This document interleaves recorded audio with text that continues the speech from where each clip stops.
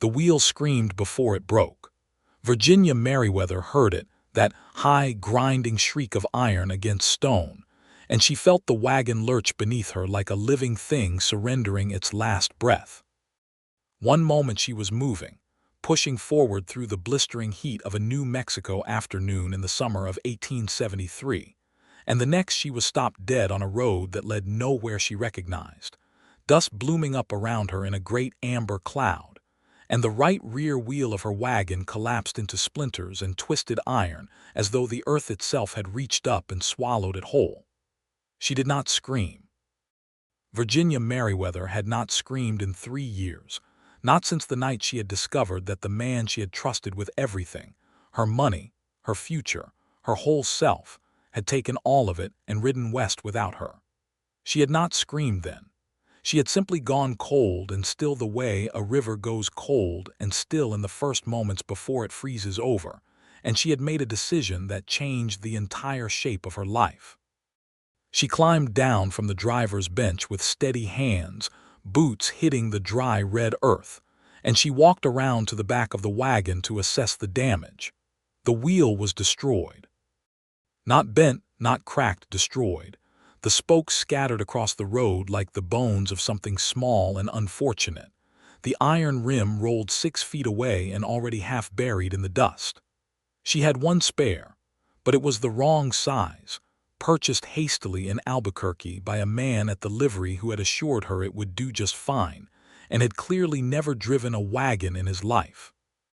The mule, a brown and stubbornly indifferent animal she had named Theodore, turned his long head around to look at her with an expression of complete equine contempt, as if to say he had predicted exactly this outcome. Virginia put her hands on her hips and looked up and down the road. Nothing. In every direction, nothing.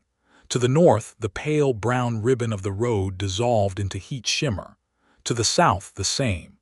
To the east, the Sandia Mountains rose like a purple wall against the sky, beautiful and completely useless. To the west, the land flattened into scrubland and silence. She had been traveling alone for 11 days. She had left Santa Fe with enough provisions for 2 weeks, enough money to establish herself in the small town of Redemption, Arizona Territory, a name she had chosen deliberately, because she had believed in the power of names the way some women believe in the power of prayer. She was 26 years old. She had a pistol she could fire with reasonable accuracy, a wagon full of dry goods and her late mother's sewing machine, and a letter of introduction to a woman named Clara Hobbs who ran a boarding house in Redemption and had promised her work as a seamstress. She did not have a functioning wagon wheel. She did not have a husband. She did not have a brother, a father, or a single male relative alive in the world. She did not have a neighbor within 20 miles in any direction. What she had was the knowledge, deep, bitter, and useful as a whetstone, that she had survived worse than this. She was pulling the spare wheel out of the wagon bed, knowing full well it was wrong but needing to do something with her hands when she heard it. A sound so completely incongruous with the silence around her that at first she thought the heat had begun to affect her mind. The sound of a man humming. She straightened and turned, and there he was. He came from the north, the direction she had come from, riding a tall bay horse at an easy walk, one hand loose on the reins and the other resting on his thigh. He was humming something low and unhurried, some tune she did not recognize. He wore a plain canvas duster the color of old wheat, trail-worn boots, and a wide-brimmed hat pushed back from his forehead.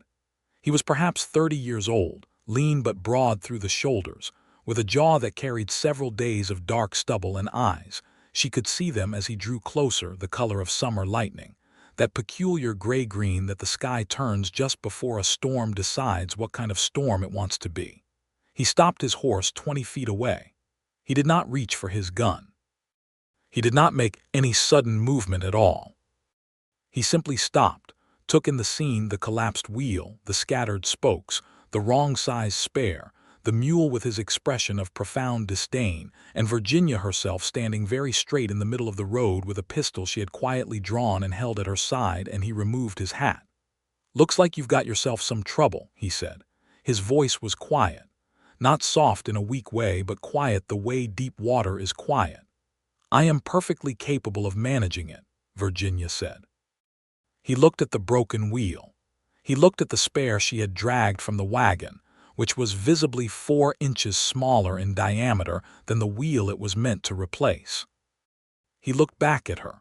I don't doubt it, he said, and there was no sarcasm in his voice, none at all, which was so unexpected that Virginia almost lowered her pistol right then. But I know a thing or two about wagon wheels if you'd be willing to accept a second opinion. She studied him for a long moment. He did not fidget under her examination. He did not look away. He just waited, hat in hand, the sun hitting his face at an angle that revealed a scar along his left jawline, old, healed, the kind of scar that told a story he clearly wasn't in any hurry to tell. 3 years ago, Virginia had trusted too quickly, and it had cost her everything. But she was also standing alone in the New Mexico desert with a broken wagon and 60 miles of empty road in either direction, and the afternoon heat was the kind of heat that made the air itself feel hostile. She weighed the danger of trusting against the danger of not trusting. She lowered the pistol. "My name is Virginia Merriweather," she said, "and you are welcome to look." Something shifted in his expression, not quite a smile, more like the suggestion of one, as if a smile were something he had learned to be careful with. He dismounted and tied his horse to the back of her wagon with a simple, practiced motion. "Isaac Wells," he said. "And I have to be honest with you, Miss Merriweather, that spare wheel isn't going to fit." "I know," she said. "You knew and you were going to try anyway." "Yes." He looked at her then with something that was not pity and not admiration, but some careful combination of the two that she did not quite have a name for. "I respect that," he said simply, and crouched down beside the broken axle to get a proper look at the damage. She stood back and watched him work, and she noticed everything about him the way a woman alone on a dangerous road notices everything. The way his hands moved with precision and economy, the way he talked to himself under his breath while he examined the axle, the absence of a wedding ring, the presence of a worn leather Bible in the left saddlebag of his horse, the 2 weeks' worth of trail provisions strapped to the right. He was traveling alone. He was heading west. He stood up and dusted off his knees. "The axle's intact. That's the good news. The bad news is the wheel can't be repaired here, and the nearest blacksmith is in a town called Miller's Creek, about 14 miles south." "I came from the north," Virginia said. "I was heading west." "I know, but west from here there's nothing for 40 miles. He said it plainly, without drama, which she appreciated. "I've ridden this road 4 times in the last 2 years. I know it." She looked west. She looked south. She did the mathematics of survival in her head the way she had been doing since she was 19 years old and her mother had died and left her responsible for herself. "Miller's Creek," she said. "Miller's Creek," he confirmed. "I can ride ahead and bring back a wheel, or," he paused, choosing his words carefully, "you could ride with me and we could collect what you need and come back to the wagon together. I wouldn't advise leaving the wagon unattended on this stretch of road. There are men who ride through here who make a habit of assessing other people's property." He was telling her about the danger without frightening her into a decision. She noticed that. It was considerate. It was strategic. It was also true, and she knew it. "My wagon contains everything I own," she said. "I thought it might," he said. She thought about it for exactly 10 seconds. "Then we go together," she said. The journey to her understanding of who Isaac Wells really was would take considerably longer than 14 miles. But it began there, on that dust-choked road, beside a broken wheel and a contemptuous mule, under a sky so blue it looked like someone had painted it to prove a point. Isaac helped her secure the wagon as best they could, propping the axle on stones and driving stakes into the earth to keep the frame from shifting further. He tied Theodore to a scrub oak with a long enough rope that the mule could reach the dry grass nearby.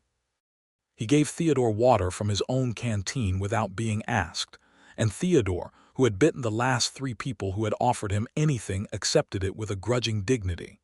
"He likes you," Virginia observed. "Mules are honest," Isaac said. They don't pretend. She thought that was the most interesting thing a man had ever said to her in casual conversation, and she filed it away in the part of her mind where she kept things worth thinking about later. They rode south on his horse, a concession to practicality that neither of them commented on, though Virginia was acutely aware of sitting behind Isaac on the saddle, her hands resting on her own knees, maintaining 6 inches of dignified distance between her front and his back. She was a practical woman. She was also a woman who had not been physically close to another human being, apart from handshakes and the necessary contact of crowded boarding houses, in 3 years. The warmth of another person in close proximity was, she discovered, more affecting than she had expected it to be. She asked him, partly to have something to do with her mind, "What brings you to this part of New Mexico territory, Mr. Wells?" "Isaac," he said, "and I'm heading to Redemption."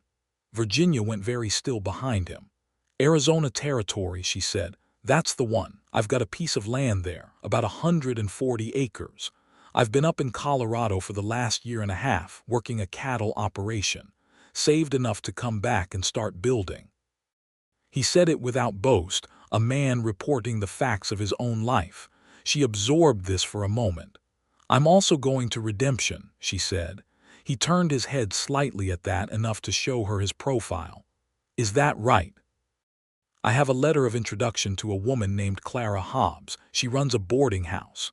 "Clara Hobbs," he repeated, and there was warmth in his voice, the warmth of familiarity. "I know Clara. She's a good woman. Runs the cleanest establishment in the territory and charges a fair rate. She makes a pie on Sundays that would make a man reconsider his entire relationship with the concept of suffering." He paused.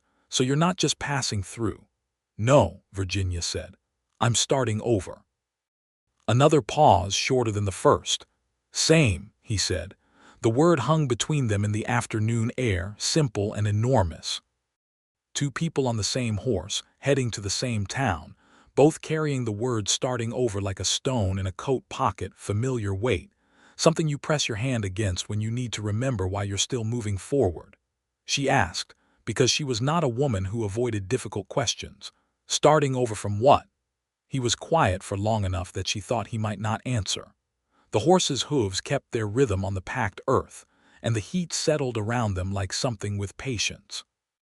"Bad business," he said finally. "A partnership that went wrong. Lost a ranch in Utah territory 3 years ago. Partner turned out to have debts I didn't know about and a habit of using other people's good names to cover them." He said it without self-pity, but the care with which he chose those words told her how much had been lost. "I spent 2 years working to clear my name and another year working to have something worth putting my name on again." Virginia was quiet. "Your turn," he said. She almost said nothing. She almost deflected with the polished efficiency of a woman who had learned to protect herself. But something about the honesty with which he had offered his own wound made her offer hers in return. "A man named Colton Harris," she said. "We were engaged. He was charming and educated, and told me exactly what I needed to hear at precisely the moment I was most vulnerable to hearing it. He convinced me to give him my savings. My mother had left me $400, which was everything, to invest in a land claim in Kansas. He took the money and rode to Nevada, and I have not heard from him since." She said it cleanly, the way you say something you have practiced saying until the blade of it no longer cuts you when it comes out. "So you see, Mr. Isaac, I understand exactly what it means to be robbed by someone you trusted." He rode without speaking for a moment, and she was grateful he did not offer her any of the usual responses, the pity, the advice, the reflexive observation that she ought to have been more careful. Instead he said, "He's a coward and a thief, and the world eventually finds a use for people like that, and it's never a pleasant use." It was simple and direct and somehow more comforting than anything sympathetic would have been. "Yes," she said, "I've decided to share that opinion." This time she heard the smile in his voice clearly. "Good." Miller's Creek was a small enterprise. As towns in New Mexico territory went, a main street with a general store, a saloon, a blacksmith, a post office that doubled as a barber shop, and a scattering of houses spreading out behind like an afterthought. It had the look of a place that was perpetually in the process of either being built or being abandoned and couldn't quite decide which. But the blacksmith, a man named Ortega with forearms like bridge cables and a cheerful bluntness that Virginia immediately appreciated, had exactly the wheel they needed. The transaction was swift. Isaac negotiated the price with the calm authority of a man who knew the value of things and was not afraid to say so, and Virginia paid from her own money, which she removed from the small oilskin pouch she kept inside her dress rather than in the wagon, without any discussion of who owed what to whom. She paid because it was her wheel, for her wagon and her need. Isaac did not attempt to pay for her. He did not make the offer as a performance of gallantry, and he did not make her feel that accepting help with the physical task of installing the wheel was in any way equivalent to accepting a debt. These were fine distinctions, and Virginia noticed them. They loaded the wheel onto Ortega's small cart, which he lent them for the return trip in exchange for Isaac's promise to bring it back the following morning, and they drove north through the late afternoon gold of the declining sun. It took them 2 hours to get back to the wagon. Isaac installed the wheel with the confidence of a man who had done it before, working steadily as the sky went pink and then purple, and Virginia held the axle steady when he needed her to and fetched the tools when he needed them and did not once, suggest that she should stand back. He handed her things and she handed them back, and they worked in a rhythm that felt oddly, surprisingly, unsettlingly natural. When it was done, he sat back on his heels and looked at the wagon, turning his head slightly to check the set of the wheel, and nodded with the satisfaction of a man who is at peace with what his hands can accomplish. "That'll hold you to redemption and well beyond," he said. "Thank you," Virginia said. And then, before she could reconsider, because the light was fading and the road was long, and there was a very clear and practical logic to what she was about to say, "I have provisions enough for 2. If you're willing to camp here tonight and continue west in the morning, I would be glad of the company." He looked up at her, that gray-green gaze, careful and direct. "I'd be glad of it too," he said.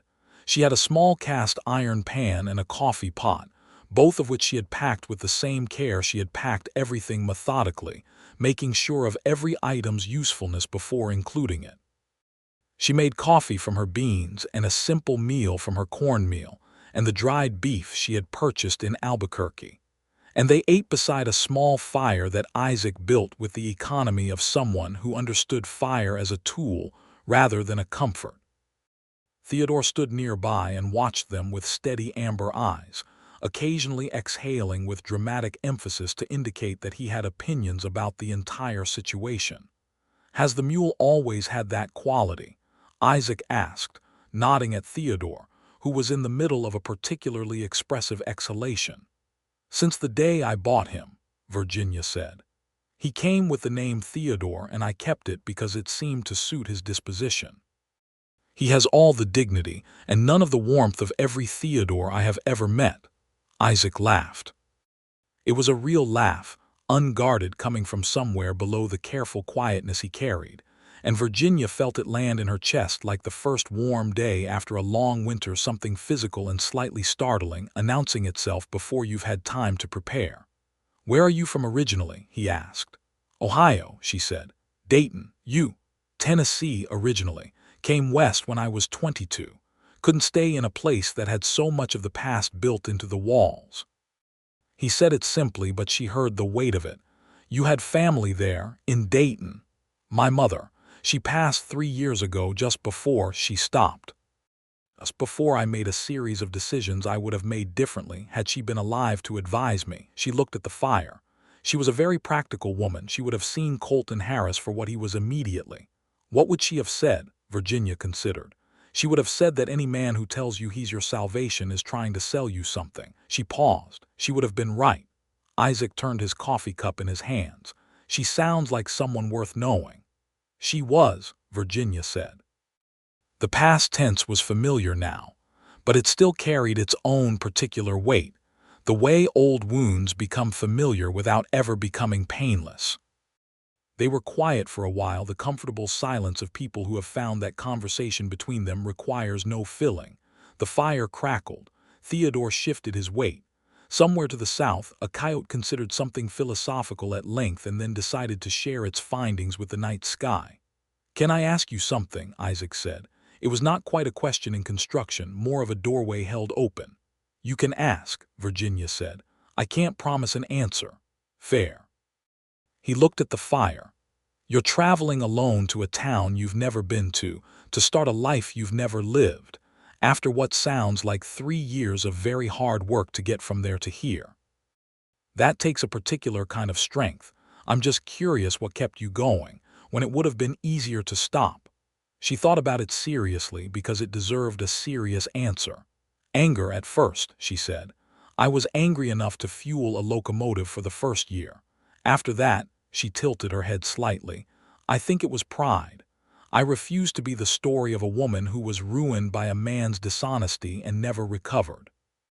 I decided that was not going to be how my story ended." She looked at him directly. "What about you?" He met her gaze, and something in his expression told her the answer cost him something to give. "Same, I think," he said quietly. "And the land. The 140 acres. I'd bought it before everything went wrong in Utah. It was the one thing that stayed mine. I used to think about it when things were very dark, just this piece of ground in Arizona territory that was waiting, like it had faith I'd get there." He stopped and looked slightly embarrassed, the way a man looks when he has said something true in front of someone he's only just met. "That probably sounds foolish." "It sounds like the opposite of foolish," Virginia said. The fire settled, the night deepened, and neither of them said anything for a long time, and the silence between them by now had the texture of something real, not empty, not awkward, but weighted with the particular warmth of two people who have found that their loneliness, held close to another person's loneliness, begins to feel less like isolation and more like recognition. Virginia slept in her wagon. Isaac slept wrapped in his bedroll near the fire.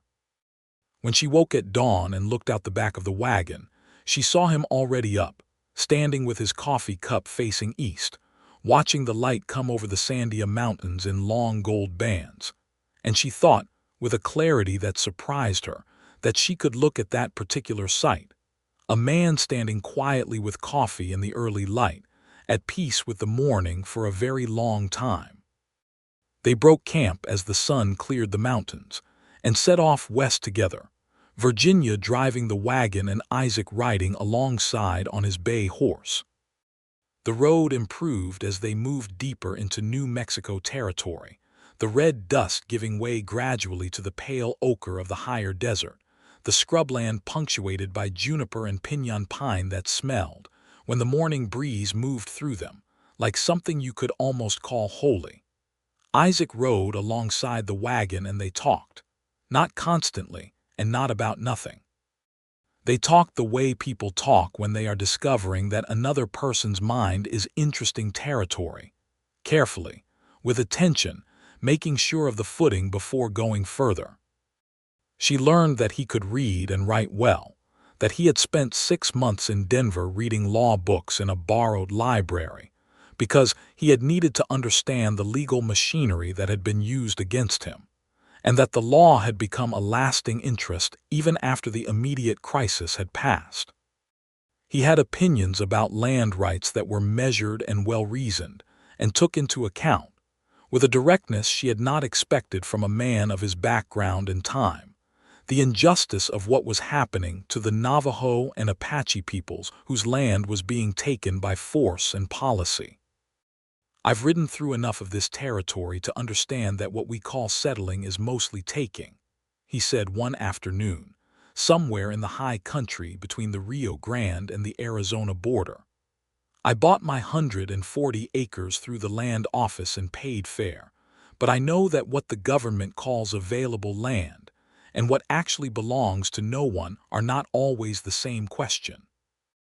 Virginia, who had her own careful thoughts on such matters, she had read newspaper accounts of the long walk of the Navajo, the forced removal of thousands of people from their homeland only a decade before, and she had found it a source of deep and abiding moral discomfort, expressed her views on this with enough specificity and conviction that Isaac stopped his horse and looked at her with an expression of genuine surprise.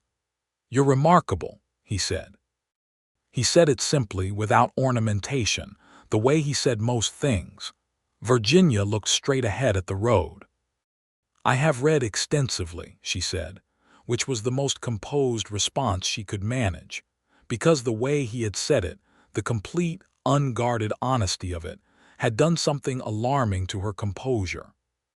They stopped each evening and made camp, and each evening was easier than the last, easier in the way of two people who are learning the rhythms of each other's company, who begin to anticipate rather than react, who start to exist in the same space without the constant low-level calculation of two strangers trying to determine each other's nature and intentions.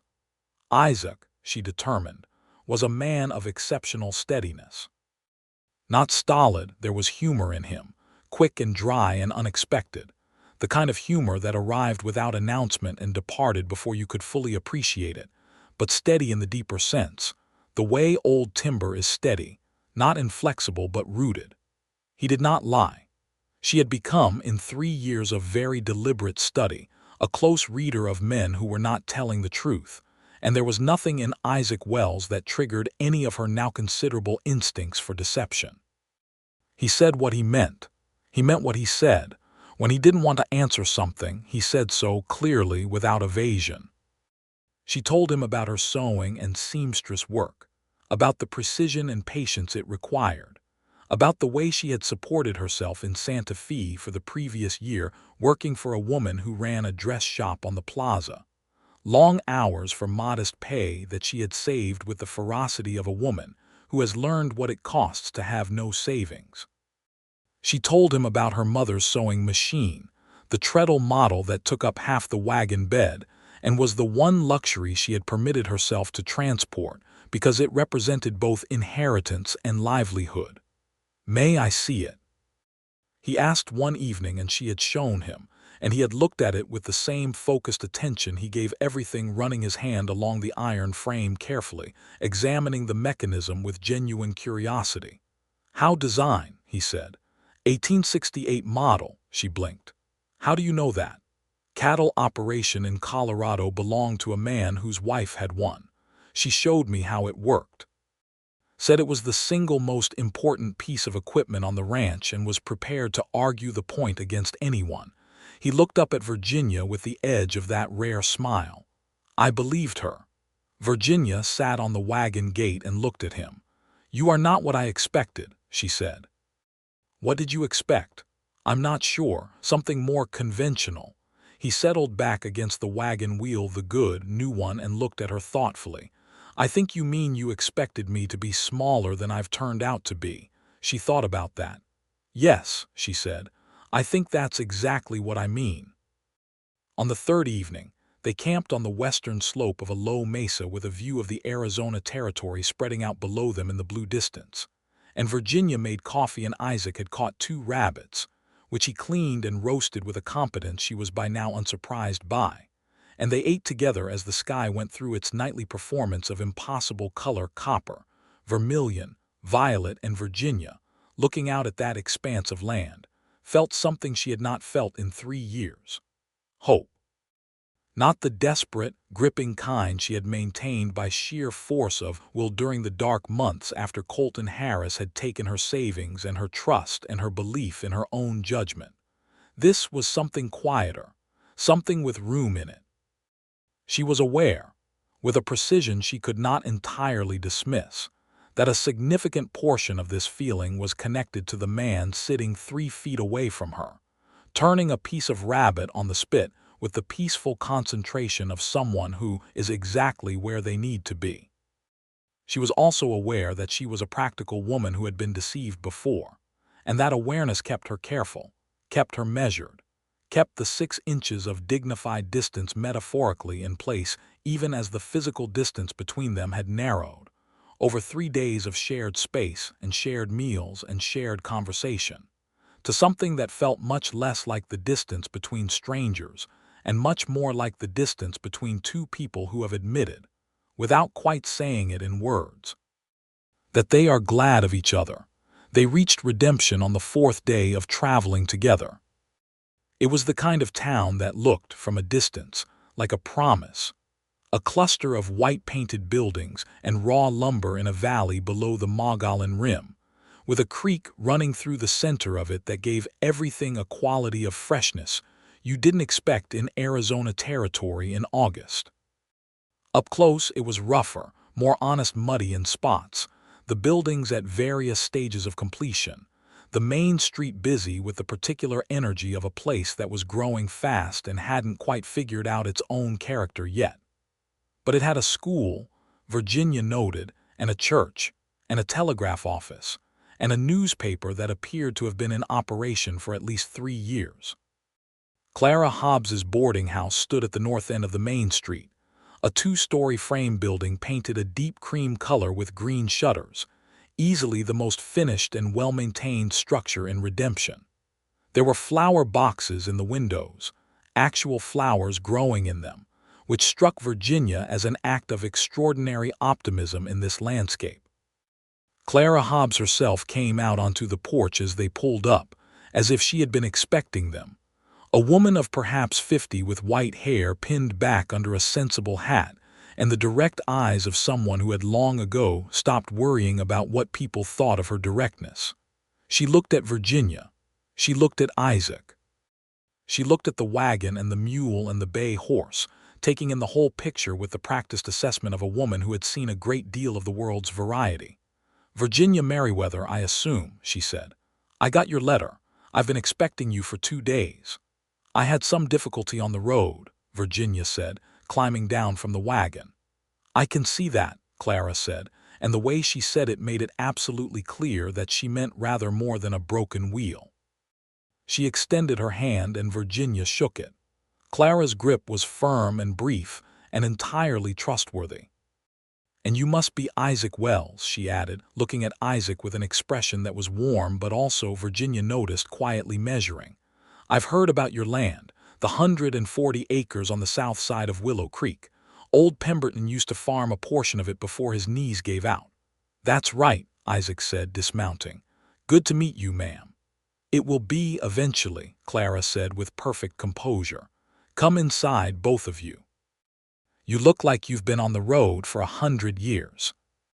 The boarding house was everything Clara's exterior had promised: clean, ordered, warm without being fussy, with a parlor that had a real rug and a kitchen that produced, that first evening, a meal of roasted chicken and biscuits and gravy that was so straightforwardly excellent that even Theodore, stabled out back with considerably more comfort than he deserved, seemed to sense that things had improved.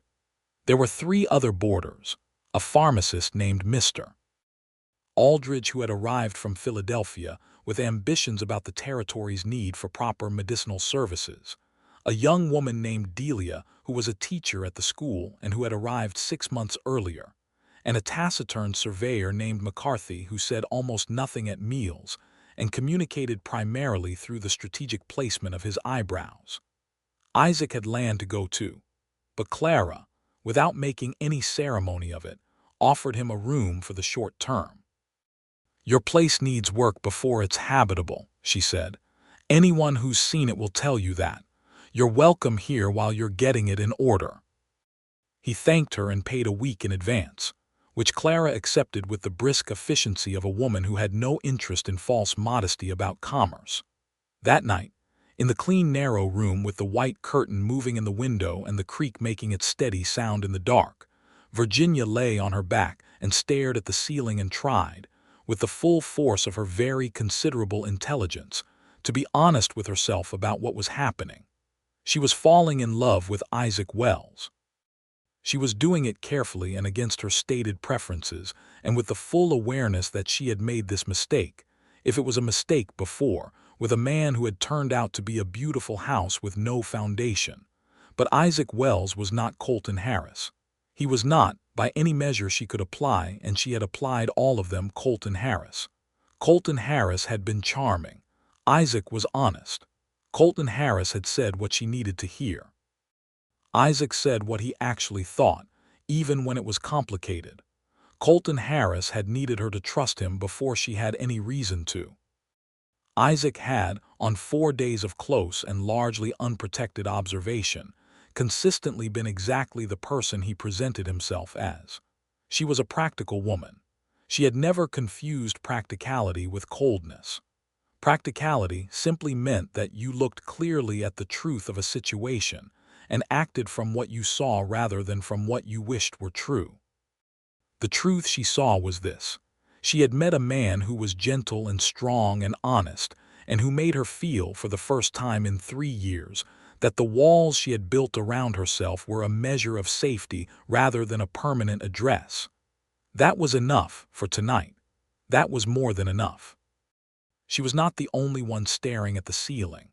In the room 2 doors down, Clara was very clear about proprieties. There was a full corridor and 2 other doors between them.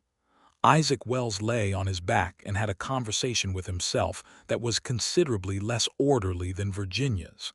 He was not a man who fell easily or carelessly. He had, in 30 years, been in love exactly once before, with a woman in Utah Territory who had married a man with more immediate money and fewer complicated problems, and he had accepted this outcome with the steady resignation he applied to most things. He had told himself he was built for solitude, which he had believed with reasonable conviction until approximately 4 days ago, when a woman standing in the middle of a New Mexico road with a broken wagon wheel and a pistol at her side and the absolute, utter refusal to look defeated, had apparently reorganized everything he thought he knew about himself. Virginia Merriweather was unlike anyone he had met. She was precise and passionate and stubborn and kind. She had a sense of humor that arrived sideways and knocked you sideways with it. She had opinions about land rights and Navajo sovereignty, and the mechanics of sewing machines and the personality disorders of mules. And she had been through the kind of betrayal that breaks most people and come out the other side of it not broken but refined. The way good steel is refined harder, yes, but also cleaner, stripped of the soft parts that aren't actually useful. He wanted to be in her life. He wanted it with a conviction that surprised him by its completeness. But he also knew it with the care of a man who had been destroyed once by a partnership built on incomplete truths, that what he wanted had to be offered honestly or not at all. He had nothing to hide from Virginia Merriweather, but he needed her to know that, and knowing it took time, and he was prepared to give it all the time it needed. Redemption, it turned out, was a town that made patience easier. Virginia established herself quickly and efficiently. Within a week of her arrival, she had set up her sewing machine in the room Clara gave her, a room that faced the creek and had excellent light in the mornings, and begun taking in work. It turned out that a seamstress of Virginia's skill was precisely what Redemption had needed without knowing it. Clara sent her first 2 clients on the 2nd day, and by the end of the week she had enough work to keep her busy for a month. Word traveled fast in small towns, and by the 2nd week women were coming from ranches and homesteads 5 and 10 miles out. Isaac spent his days working on the land. She knew this because Clara reported it, not maliciously. Clara was simply a woman who knew everything that happened in Redemption and saw no reason to pretend otherwise. And because she could see the land in question from the road when she walked to the general store, which she did several times a week. She could see, from a distance, the figure of a man working at the kind of tasks that building a home from the ground up requires: fencing, clearing, repairing the old structure that stood on the property, hauling water, moving rocks. He came to dinner at the boarding house most evenings. Clara had arranged this with the cheerful inevitability of a woman who runs a business and sees no reason why a paying boarder who is working all day on a property that doesn't yet have a functioning kitchen should cook for himself when she is already cooking. Dinner at Clara's table was, Virginia discovered, one of the genuine pleasures of her new life. Clara herself sat at the head and presided with dry wit and complete authority. Delia, the schoolteacher, was warm and funny, and had a seemingly limitless supply of opinions about everything, which Virginia found refreshing. Mr. Aldridge was earnest and slightly pompous, but had a good heart clearly visible beneath the pomposity. McCarthy, the surveyor, remained largely hieroglyphic in his communications, but occasionally produced a statement of such perfect, unexpected clarity that everyone at the table stopped for a moment.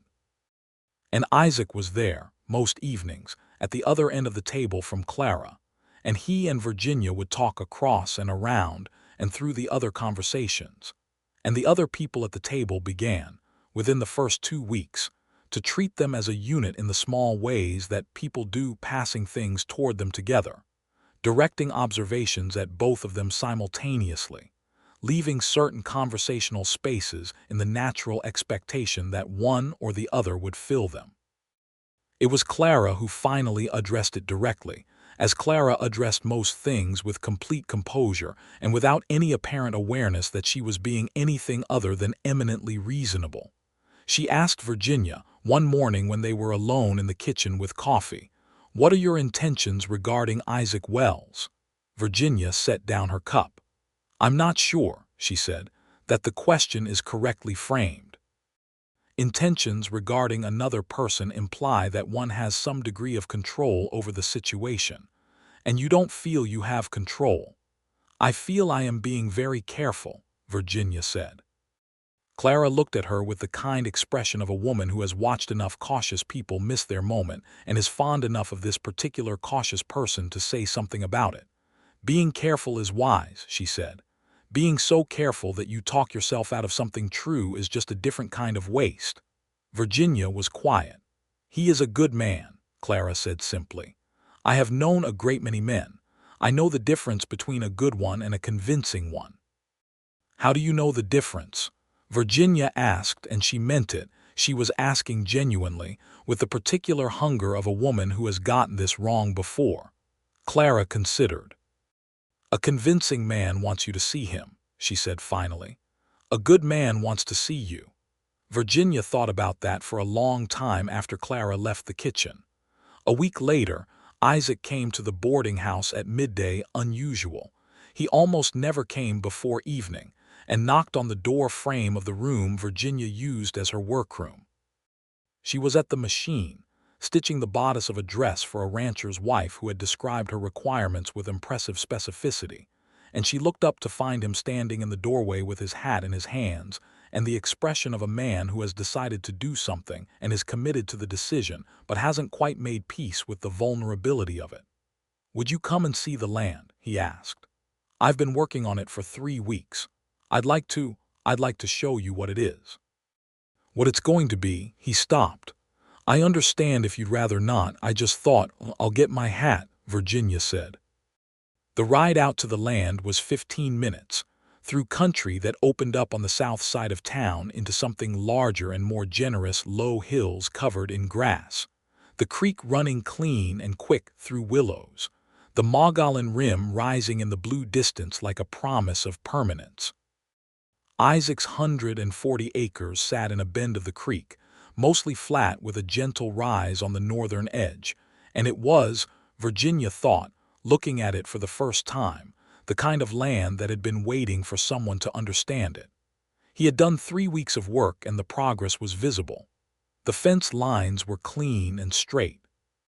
The old structure, a single-room adobe with a collapsed roof that had apparently been there since before anyone in Redemption could remember, had been cleared of debris and partially re-roofed. There was a new well dug at a point he had identified by some combination of knowledge and instinct, and he had planted a kitchen garden in the rich black soil along the creek bank that already showed green. He walked her through all of it, explaining what he had done and what he planned, quietly, with the precise language of a man who has thought about it long and carefully, who knows each decision and the reasoning behind it. He talked about where the house would go, a proper house, when he had the lumber and the time, and he walked her to the spot and described it the way you describe a thing you can see even when it isn't visible yet. Virginia stood on that spot, on the gentle rise that looked south over the whole property and north toward town, with the creek sound below her and the smell of the garden on the morning air. And she understood, with a completeness that was almost physical, why this piece of ground had kept him going through the darkest times.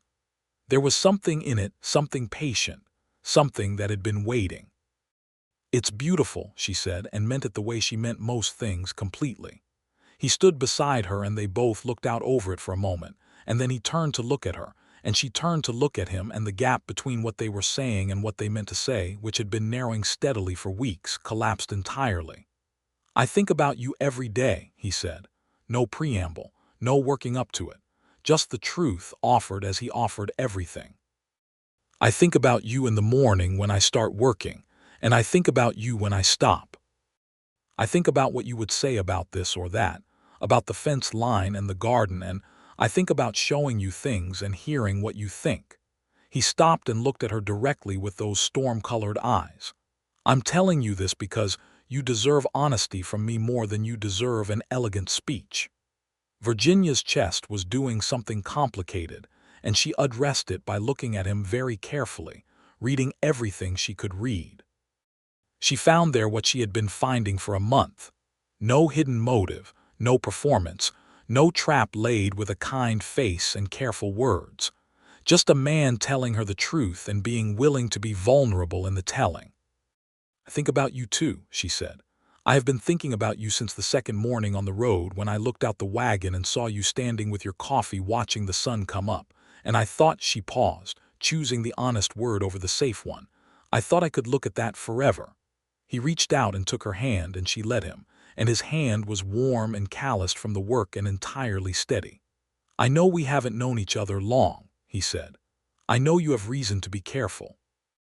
I don't want to rush anything or push anything, but I wanted you to know." "I know," she said. "I'm glad you told me." They stood there for a while longer, hand in hand, looking out over the 140 acres that had kept a man's hope alive through 3 years of hard work and beginning again. And Virginia thought that perhaps some places really do wait, for the right person, for the right moment, for the accumulation of everything that has to happen before two people are ready to stand together and see the same thing. They began courting, which in Redemption in 1873 was a matter of considerable community interest. Clara approved with what might be described as restrained jubilation. Delia, the schoolteacher, was openly delighted. Mr. Aldridge offered a formal congratulations. McCarthy raised one eyebrow, which everyone understood to mean that he was pleased. The courtship was, like both of them, practical and genuine and unhurried. Isaac came to the boarding house in the evenings. Virginia came to the land on her free afternoons. They walked along the creek and talked and occasionally sat in the kitchen of the partly restored adobe, which Isaac had made functional enough to use, and drank coffee and planned and argued amiably about the relative merits of different choices. He brought her a book he had found in the general store, a collection of poems, because she had mentioned, in passing, that she had missed having books to read. She brought him a piece of pie from Clara's kitchen on a Sunday afternoon, wrapped in a cloth, and watched him eat it with the expression of a man who is reconsidering his entire relationship with the concept of suffering, exactly as Clara had predicted, and laughed at him for it. One evening, sitting on the low adobe wall while the sun went down, he told her the full story of Utah Territory, the partnership, the debts he hadn't known about, the legal proceedings, the 2 years of working for other men to clear his name and rebuild. He told it all the way through, the parts that were painful to tell, the part where he had thought he might not be able to fix it, the part where the land had been the only thing he held on to. She listened without interrupting and without flinching, and when he was done she said, "Thank you for telling me all of it." "You needed to know all of it," he said. "Yes," she said, "and I'm glad you knew that." She told him all of hers, too, not just the summary version she had given on horseback, but the full account, the months of humiliation and grief and rage, the long process of rebuilding her confidence in her own judgment, the loneliness of Santa Fe, the decision to come west as an act of reclamation. She told him about her mother, fully, the complicated and beautiful relationship of a daughter and a mother who were very alike in temperament, and therefore sometimes difficult for each other, and always necessary to each other. She told him about the sewing machine, what it meant, why she had hauled it across 2 territories on a wagon that turned out to have a bad wheel. He listened the way good listeners listen, with all of themselves fully present, not waiting for his turn to speak. When she finished, he reached across the space between them and took her hand again, and she thought, sitting there in the evening cool with the creek below and the sky above and his hand warm in hers, that this was what it felt like to be known. He proposed to her in October, 6 weeks after they had first arrived in Redemption together, on a Sunday afternoon on the low hill above the creek where they had stood that first day when he had shown her the land. He had not brought a ring. He had thought about it and then decided that what he wanted to say required his full attention and not any props. He turned to her, and there was that quality in his face that she had seen on the road when he had stood hat in hand and offered to help with the wheel, present, honest, with no part of himself held back. "Virginia," he said, "I want to marry you. I want to build this house and this life with you beside me. I am asking you plainly and honestly, without any false promises about what life is, because I think you've had enough of false promises and you deserve better." He paused. "I'm not promising you that things won't be hard. I am promising you that I will always be honest, that I will always stay, and that I will never, not once in my life, be anything other than exactly what I am." Virginia stood and looked at him, and she thought about the woman she had been 3 years ago, young and hopeful and recklessly trusting, and the woman she had become, careful, capable, armored but not closed, scarred but not broken. And she thought about what Clara had said, about the difference between a convincing man and a good one. About what it meant when someone wanted to see you, not just be seen by you. "Yes," she said. "Yes, Isaac, I will marry you." He took her face in his hands, gently, the same steady hands that had repaired a wagon wheel and planted a garden and were building a house from nothing, and he kissed her. And it was the kind of kiss that has no performance in it. That is nothing but the honest and direct expression of everything that 2 people have spent weeks carefully and truthfully becoming to each other. They were married in the first week of November, in the church at Redemption, in a ceremony officiated by the Reverend Caleb Shaw and witnessed by Clara and Delia and Mr. Aldridge and McCarthy, who wore his best coat and raised both eyebrows during the vows in a display of feeling that everyone who knew him would later describe as overwhelming emotionality. Virginia wore the dress she had made herself, ivory cotton with lace detail at the collar that she had stitched by hand, late at night by lamplight, in the weeks before the wedding, and every stitch of which she had thought about Isaac, about the land, about the house that was going to stand on the rise above the creek. Isaac wore his good coat and had shaved with evident care, and had acquired, from somewhere in the preceding week, a silver ring set with a small piece of turquoise that he had found at a trading post 20 miles east, and that was the most beautiful thing Virginia had ever seen placed on her finger. After the ceremony, Clara served dinner for everyone at the boarding house. That roasted chicken and biscuits, the Sunday pie, and a cake that she had apparently spent 3 days making and presented with the brisk composure of a woman who was not going to let anyone see how much she cared, though it was clear to everyone that she cared enormously. Theodore the mule, stabled at the back, was given an extra measure of grain in recognition of his inadvertent contribution to the whole proceedings. The first winter in their home was a collection of discoveries.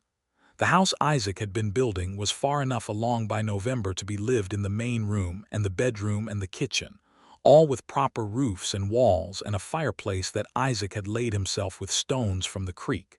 It was small, and it was rough, and it was theirs. Virginia set up her sewing machine by the window that faced east and caught the morning light, and the sound of the treadle became one of the daily sounds of the house. The way the creek was a daily sound, and the fire and the particular sequence of sounds that was Isaac coming home at the end of the day, the horse in the paddock, the boot on the step, the door, his voice saying her name. She continued taking in seamstress work and expanded into dressmaking in a way that kept her as busy as she chose to be and gave her independence and economic basis she would not have given up for anything, because the ability to support herself was not a safety net.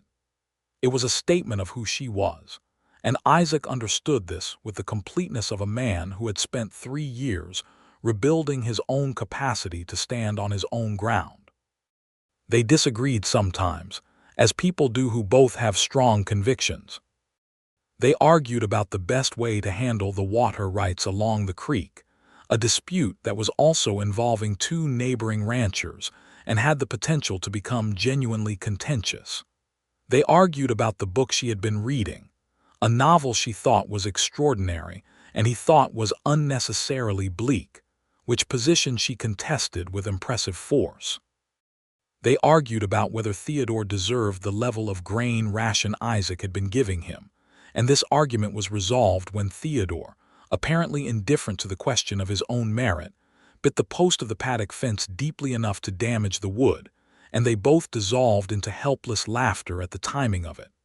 The laughter, Virginia thought later, was the thing she hadn't known to hope for. She had hoped for honesty and steadiness and safety, and she had found all of those. But the laughter, the particular ease and freedom of laughing with someone you trust completely, was something she had not been able to imagine until she had it. In the spring, Virginia discovered she was pregnant. She told Isaac on a warm evening in April when the creek was running high with snowmelt, and the kitchen garden along the bank was full of green things insisting on themselves. She simply told him directly, because that was how they spoke to each other, and watched his face go through something complex and complete surprise, and then a slow, enormous joy that broke through the surface of his usual steadiness like light breaking through cloud cover, and he took her in his arms with a care and completeness that she felt through every part of herself. "Are you well?" was the first thing he said, and the fact that it was the first thing he said, before anything about the child or the future or anything else, just her, just "are you well," made her love him so fiercely she had to press her face against his shoulder for a moment to let it settle. "I am very well," she said into his shoulder.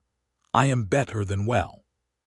Their son was born in late November of 1874, delivered by a woman named Mrs. Castillo, who served as the midwife for Redemption, and 15 miles of surrounding country, and was, Virginia determined, one of the most competent people she had ever met.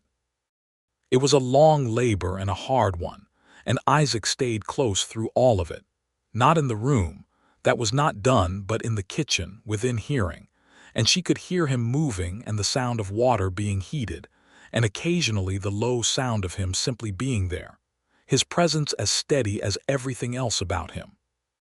The baby was a boy, healthy and loud, and equipped from his very first moments with an expression of stubborn assessment that his grandmother would have recognized immediately, and they named him Thomas Henry Wells Thomas for Isaac's father, Henry for Virginia's grandfather, and he was, lying in Virginia's arms on a November night in a house above a creek in Arizona Territory, the most specific and miraculous thing that had ever happened to either of them. Clara came the next morning and held him with the practiced ease of a woman who has been the first visitor at many births in her years of running a boarding house, and her composure, for once, was only partial. She sat in the kitchen rocking chair with Thomas Henry in her arms and looked down at him with an expression that said everything about what it means to be a woman who has built a home for other people and watched those people, in that home, find their way to something good. "He looks like both of you," she said. "The chin is definitely Isaac. The eyes are going to be yours." "How can you possibly tell that yet?" Virginia said from her chair by the fire. "Experience," Clara said with absolute authority. "He has thinking eyes. He got that from you." Isaac, sitting beside Virginia, looked at his son in Clara's arms with an expression Virginia had come to know as his most private one. the expression he wore when he was fully, completely content, when the life he had fought so hard to build had delivered on its deepest promises. She reached over and took his hand, and he turned and looked at her, and there it was, that something in his gray-green eyes, the quality she had noticed the first time she'd really looked at him, on the road in the dust with the broken wheel and the hostile afternoon sun. That quality of seeing her, not performing, not wanting to be seen, seeing. "Thank you," he said quietly. "For what?" she said. "For trusting me," he said. "I know what it cost you to trust again. I know what you overcame to get here." Virginia squeezed his hand. "You made it easy," she said. "Not at first, but then, yes, you made it easy." The years in redemption built themselves one on top of another with the steady, incremental richness of a life being properly lived. Isaac added to the house as their needs grew: a second room when Thomas was walking, a covered porch the following spring, a proper barn when the livestock expanded to 3 horses and a pair of milk cows, in addition to Theodore, who had settled into elderly dignity and still had opinions about everything. Virginia's seamstress work became, by the late 1870s, one of the most established enterprises in redemption, employing 2 young women she had taken on and trained. She had a proper workroom added to the house in 1877, a long room with windows on 3 sides that Clara called the best-lit room in the territory, and which served also as the place where she kept the library she had been building for 5 years, buying books from the general store and from traveling merchants, and occasionally ordering directly from publishers in the East, because she had never quite stopped being the woman who missed having books. Isaac expanded the land from 140 acres to 220, adding a purchase of 80 acres to the north that gave them a proper range for cattle, and he ran a small but healthy operation with a focus on quality over quantity that proved, over the years, to be a sound commercial approach. He became, in time, a respected figure in redemption and in the county, not because he sought it, but because he was consistently the person who told the truth in a meeting, who kept his agreements, who said when something was unfair, and said it specifically and without equivocation. He served for a period as a county commissioner, a role he took on with the same deliberate thoroughness he brought to everything, and used the position to push for fair water rights policies and to resist certain land-taking actions that affected farming families, both Anglo and Hispanic and Navajo, in the surrounding country. He was not always successful. He was always present, always clear, always on the right side of the question. Thomas grew up in the way of children who are raised by honest people and surrounded by love without being coddled by it, curious, capable, with a streak of his mother's stubbornness, and his father's steadiness that his teachers found occasionally challenging and ultimately rewarding. He was 8 years old when his brother James arrived in 1882, another healthy, loud, opinionated Wells, delivered by Mrs. Castillo's daughter, who had taken up her mother's vocation, and 4 years after that, their daughter Eleanor came in the spring of 1886, with Virginia's dark hair and Isaac's storm-colored eyes, and from her very first weeks, an expression of serene self-possession that suggested she had arrived with complete plans. Clara Hobbs was present for all of it, all 3 births, all the Christmases and the difficult winters and the excellent summers, all the dinners and the arguments and the celebrations. She was the children's honorary grandmother, a role she accepted with typical composure and performed with an entirely uncharacteristic tenderness that the children knew and the adults treasured. When her health began to fail in 1884, Virginia spent 2 days a week at the boarding house, helping with the management of things, and Isaac saw to the maintenance and repairs without being asked and without any performance of generosity, because Clara was family, and that was what you did for family. Clara died in the spring of 1885, in the room she had occupied for 30 years at the head of the boarding house, with Virginia holding her hand and the sound of the creak through the open window. She left the boarding house to Delia, who had been there long enough to know every wall and window and who ran it. Virginia always said, exactly as Clara would have wanted, with good food and clean rooms, and a table where people who were finding their way were welcome. Virginia and Isaac sat on the porch of their house the evening of Clara's funeral, after the children were asleep and the house was quiet, and looked out at the land in the early dark, and were silent together for a long time, which was one of the things they had always been able to do, be quiet together without it meaning anything other than that they were together, that the quiet between them was comfortable and full.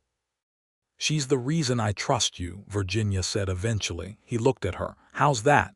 "Something she told me in the first weeks." Virginia thought about it for a moment. "She said a convincing man wants you to see him. A good man wants to see you." She looked at him in the failing light. "She was right. You saw me from the beginning." He put his arm around her and she leaned into him, and they sat there on the porch in the dark, listening to the creek and the night sounds of the land they had built together, and the 30-odd years of their life ahead of them spread out in the imagination like the Arizona territory itself, vast and honest, and full of the particular beauty of a place that does not pretend to be anything other than exactly what it is. Their children grew.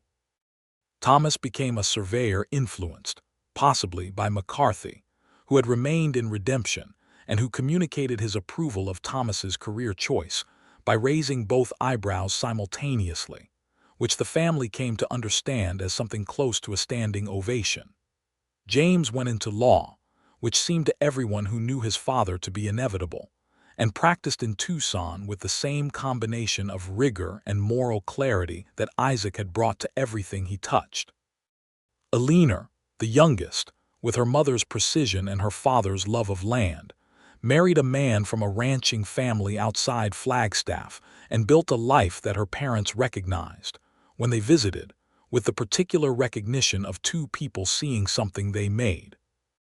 Virginia's 67th birthday was celebrated on the porch of the house above the creek in the summer of 1914, the porch that had been covered and expanded and rebuilt 3 times over the years as the house grew, but that had always retained something of the spirit of the first rough boards Isaac had laid in the spring of 1874, looking out at the land from the rise above the water.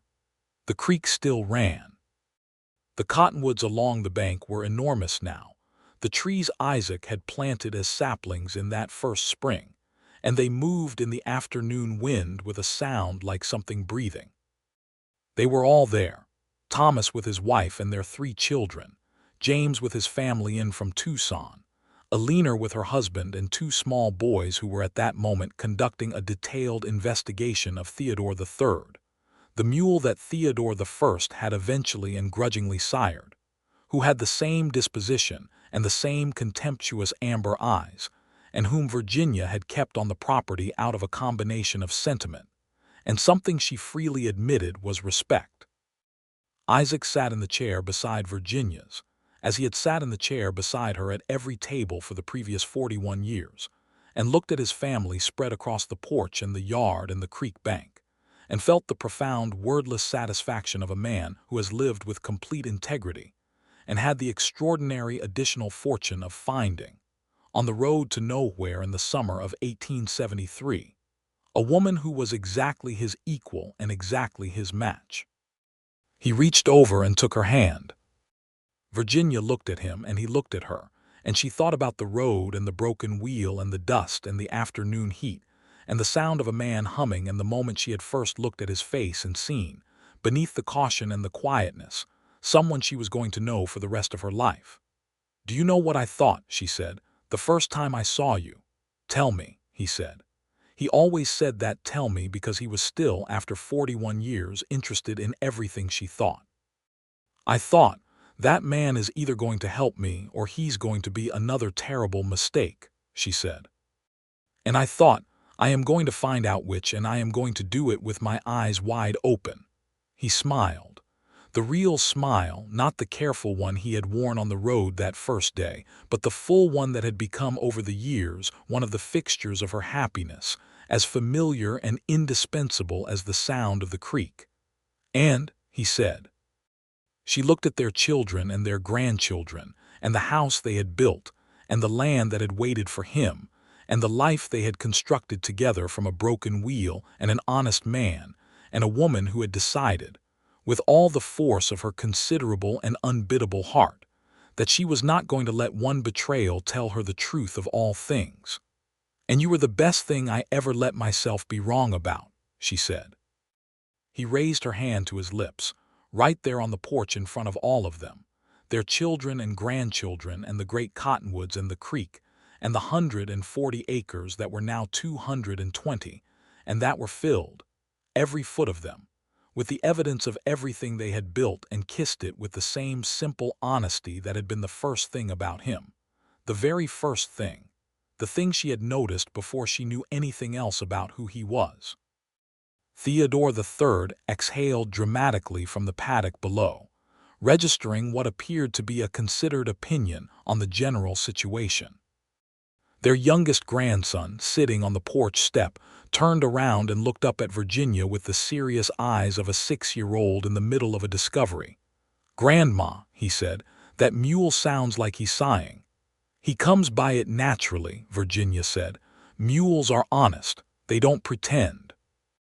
And Isaac laughed, real and unguarded, the same laugh she had first heard on a desert road beside a broken wagon wheel 41 years ago, the laugh that had told her, before she knew how to name it, that whatever else was true about this man, his joy was genuine.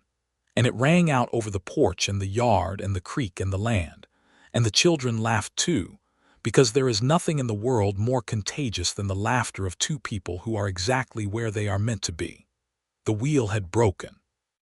The road had led here, and here, it turned out, had been where she was going all along.